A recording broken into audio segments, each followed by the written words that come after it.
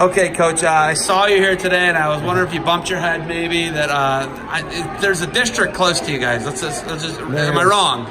No, you're right. But, being a high school coach and trying to find weekends where I can actually bring my son and coaching and not have to worry about, my wife bringing him up here, trying to find a coach. This happened to be one of the ones. So we white knuckle drove it up here in the snow, and everything turned out all right. You and Sassby. Sassby came up in the same storm, he told me. Yeah, he stopped in Lima, though. So oh, my God. Maybe not as tough as I thought he was. Crazy, man. Okay, so you come up here, and obviously, there's 8 districts offered, but, right. The logistics of being a high school coach, and I'm talking to Mike Madden about balance. I don't know how you guys do this, man. Yeah, it's tough. I mean, every night, I work with our youth. And with my son being in it, I'm going to do it. I work with the youth until about 8, so I'm invested in the kids, so I try to find times when I can get to the districts. What do you think, when it comes down to all this time, man, coaching is like, everybody knows you don't go to coaching for money. It's about, right. It's so much time, though. And you're at 3 levels. You're running a youth program. You're running the largest girls program in Ohio. Right. You're running a high school program. Someone's got to do your middle school. Right. How can you possibly balance it all? And then you got to be a dad at the end of the day, too, right? No, you try to find the mix. And, you hear all these coaches on here talk about their wives and how they're bought in and they have to be supportive. And my wife is very supportive and lets me do these things. And, it's something that you do see an end result that is positive for the kids. I just got to put this out there. You guys beat Genoa the last 2 years at the Medina, right? Yeah. They cleaned house here last night, had 6 chances at Perrysburg, right? I mean, I don't know if, because you're in Division I and you're like the small end of schools in Division I. So you guys kind of get slighted a little bit when it comes to credit, but you build a really good program down there. You have state finalists last year, right? Yeah. I mean, you're doing the things, but Division I is nails in Ohio. How are you guys competitive in Division I?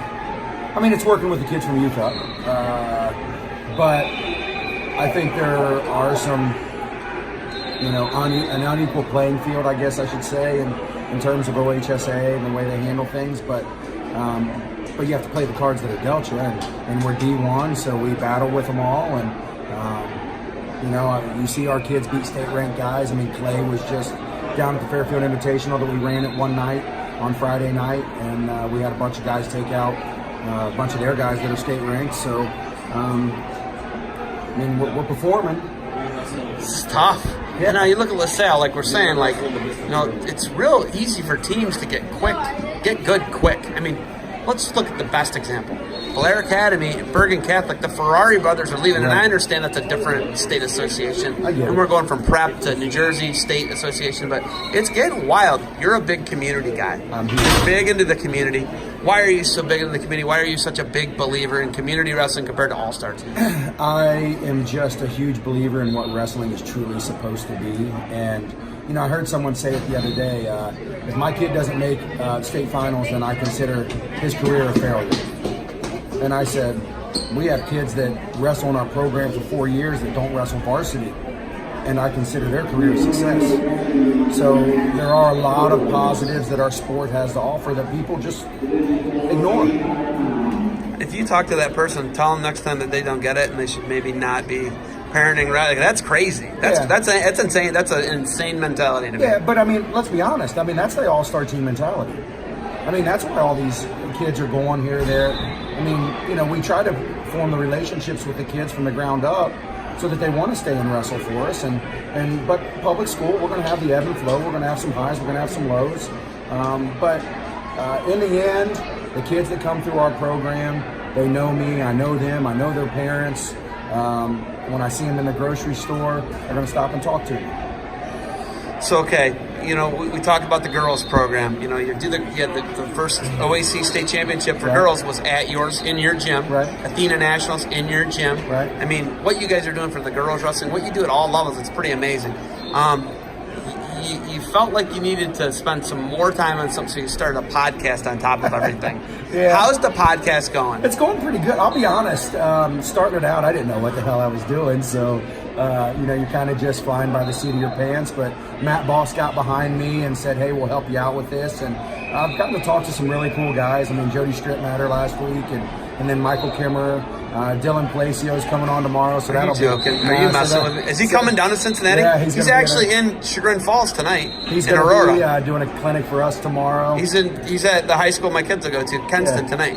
And then he'll be on my podcast. We're going to do it in studio. So I cannot I don't wait. know if I'll be able to submit. Run a camera the whole time, please. Run a camera the whole time. But, but I have gotten a lot of feedback. I'm handling it differently. We can all get on there. You and I can get on there and talk about the Fix Siriano match that just happened and break it down and all that kind of stuff. But I think high school coaches want to hear about real situations that go on and real programs and want to hear me ask, Strip Matter or Kimmerer how they handled certain situations. And I've gotten a lot of feedback from coaches from Nebraska, Pennsylvania, all these people get in contact with me. It's been pretty cool. Okay. Last thing, are you going to be a fixture in Northeast Ohio? Is your daughter coming to Kent State? What's going on? If I had to lay odds right now, I would say she will be a Golden Flash. So are we going to hang out, get lunch, what's the deal, Although man? I'm not going to lie, you told me about this place that has an X-Wing fighter in the front. Mike's place. Yeah, well, I told our tour guide that, hey, this guy told me Mike's place is the place to go. She goes, yeah, if you like really crappy food. I'm glad you brought that up. Oh, and you're a full-time teacher on top of it. I am a full-time teacher on top of that. You might trip on teach your AP statistics. You might trip on your cape a lot, man. You got a lot going on. I got a senior, fifth grader, a fourth grader, and a kindergartner. So I'm getting tired listening to you. All right, thanks for the time. Safe travels back. You got anything else for me? No, we're good. Oh, I can't wait for this Palacio thing to pop off. Oh, I'm pumped. Thanks, man. Yeah.